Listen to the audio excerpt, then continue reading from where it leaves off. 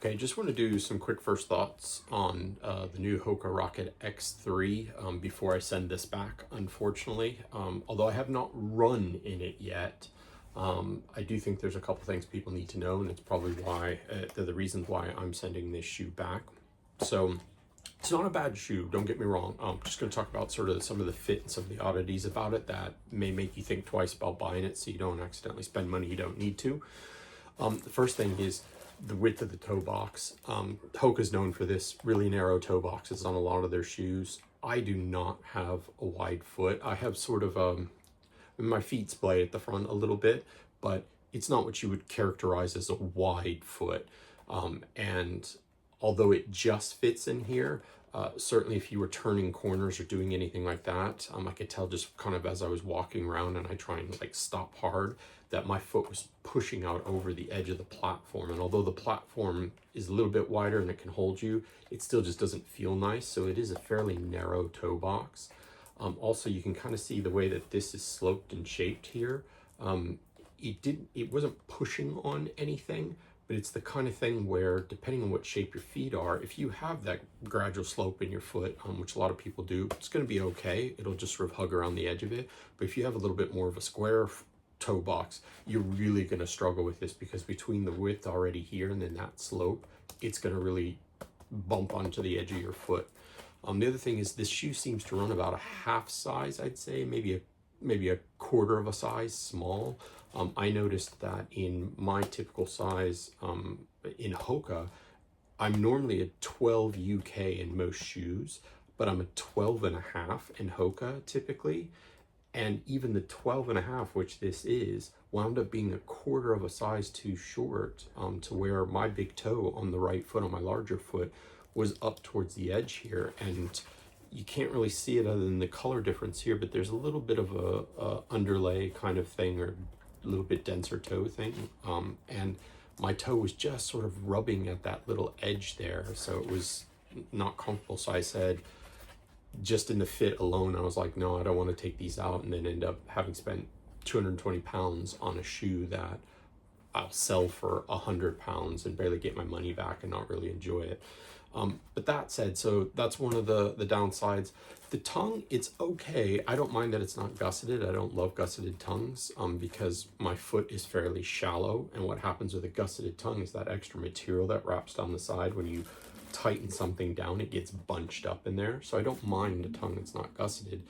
But the only problem is it's kind of the shape of it just sort of sat weird on my foot and kind of bunched up and pointed up really funny like this, and it just kind of felt a little odd. The thickness of it's fine, but a little bit strange in that sense. What else was there in this shoe? That is kind of it in terms of oddities. But in terms of the shoe as a whole, I was really hoping this would be sort of based on its geometry and stuff like that, that it would sort of be the rebirth of the CLO X1, the original, because the newer CLO is just so much less stable and narrower and just kind of odd. It didn't really fit my foot, and I loved the original CLO X1s. The foam on this feels exactly like the CLO X1 OG, but the geometry of it is not the same, so it doesn't have that same ride. It looks similar on the bottom, so it has similar stability to this. And actually this one's probably a little bit more stable because it doesn't have any cutout on it. It's just that channel running down the center. So that's a good thing about it. It's quite a stable shoe. But what I'd say the difference is, although the foam is the same, stability is the same as the original one, the lack of the bigger rocker at the back means that when you land, it doesn't have that feeling in the midfoot, especially if you're a midfoot runner. It doesn't have that feeling that sort of rocks you forward.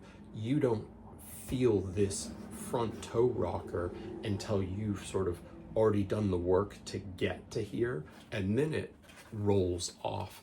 But there's not the roll. So like if you're a heel striker in this shoe, you're going to feel like you have to do work to get to this point to then kick in on the rocker. It doesn't have that same really heavily rockered feeling of the original CLO X1.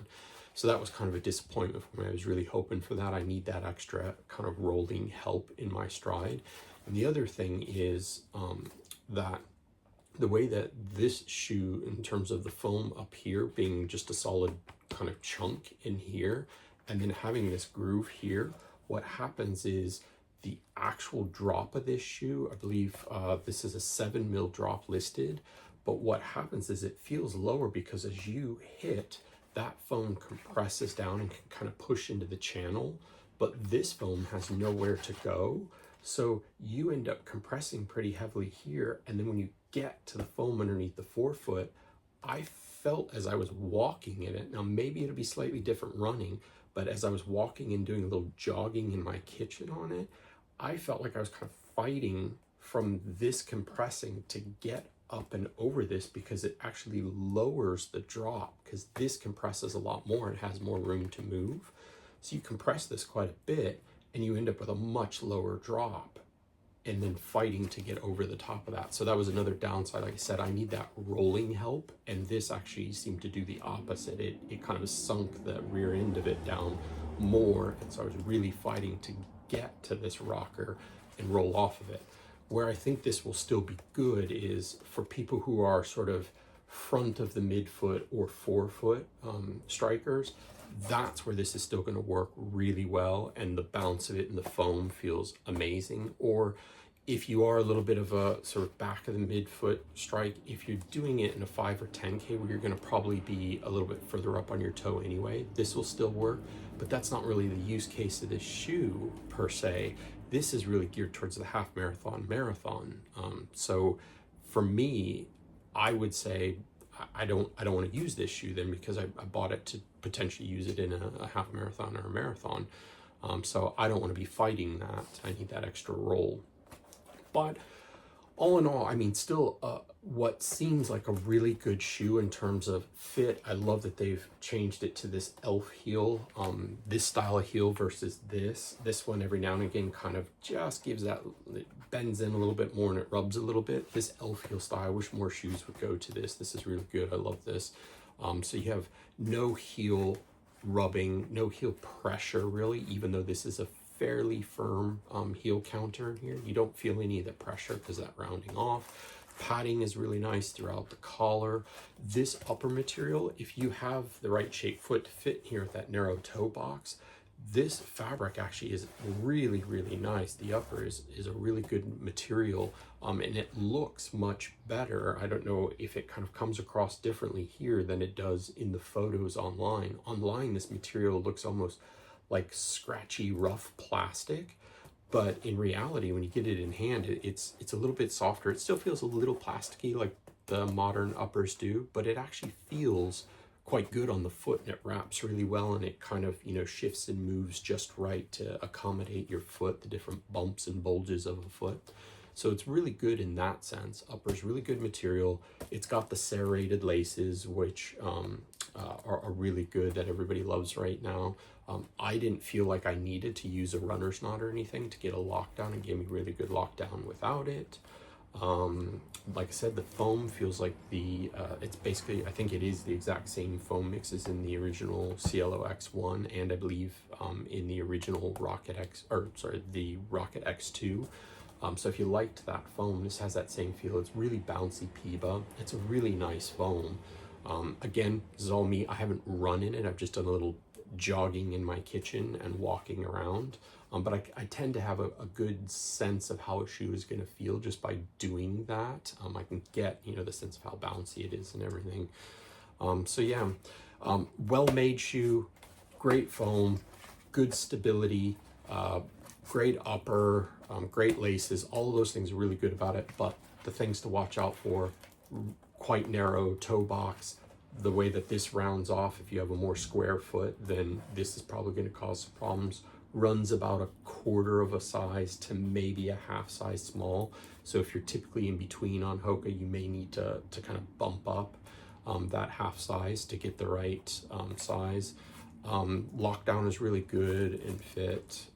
What else? Oh, and the consideration around the sort of dynamic or real drop, the realized drop, because of the way that channel works, and you compress down further back here than you do under this solid pad of foam.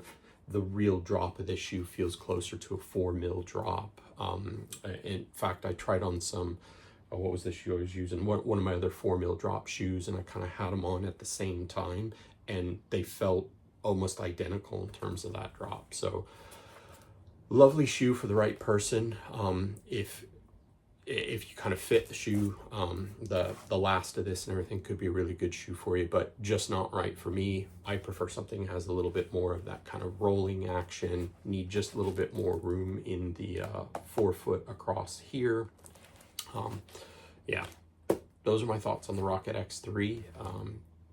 Do check it out. I'd suggest trying it on though, just because it does have a couple of quirks that are really foot dependent. So it'd definitely be worth either trying it on at a store, or I would advise actually ordering it directly from Hoka, because they have a really good returns policy. They send you the return label right in the box, so you don't have to worry about anything. It's free returns, and they have their 30-day try it guarantee, so you even can run in it. I thought about doing that, but I don't love the idea of, I kind of already know this shoe's not right for me, so I didn't want to run in it, ruin it, and then they have to try and sell it as a used shoe or something like that. So I just left it as is so that they can sell it to somebody else. Yeah, those are my thoughts on the Rocket X3. If you have any questions or anything, pop it in the comments below. Thanks.